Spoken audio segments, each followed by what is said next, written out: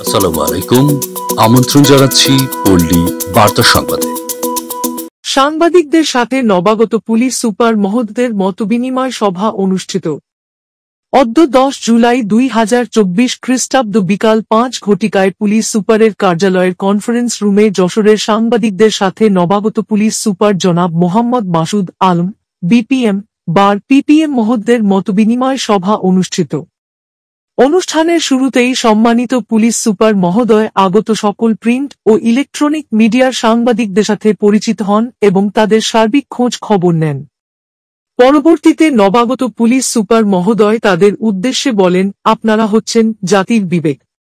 আপনাদের লেখনীতেই জাতি সবকিছু জানতে পারে, সুতরাং আপনাদের অবশ্যই বস্তুনিষ্ঠ ও নিরপেক্ষ সংবাদ প্রচার করতে হবে, যার দ্বারা সমাজ উপকৃত হয়।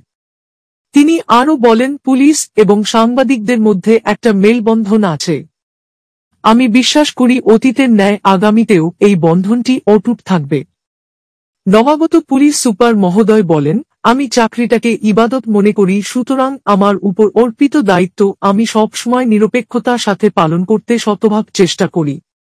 আমি মনে প্রাণে বিশ্বাস করি অবশ্যই ব্যক্তির কৃতকর্মের ফল সে নিজেই ভোগ করবে। পরিশেষে তিনি যশোরকে নিরাপদ ও মাদকমুক্ত করতে সকলের সহযোগিতা কামনা করেন। এ সময় উপস্থিত ছিলেন যশোর প্রেস ক্লাবের সম্মানিত সভাপতি, সাধারণ সম্পাদক সহ প্রিন্ট ও ইলেকট্রনিক মিডিয়ার সাংবাদিকবৃন্দ এবং জেলা পুলিশের ঊর্ধ্বতন কর্মকর্তাগণ।